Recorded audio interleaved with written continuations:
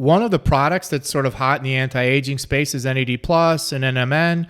So do you see usage of those products helping from an anti-aging perspective as well?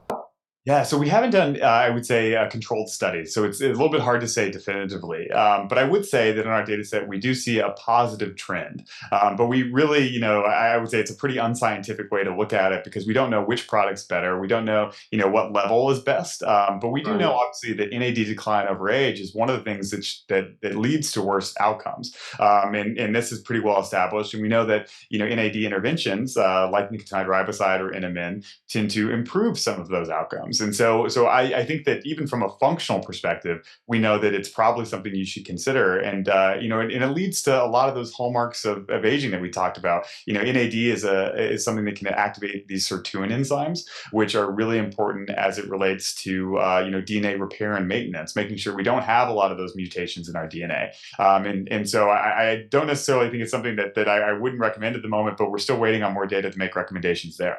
Perfect. Listen, thanks for joining us, and we'll catch you on another one.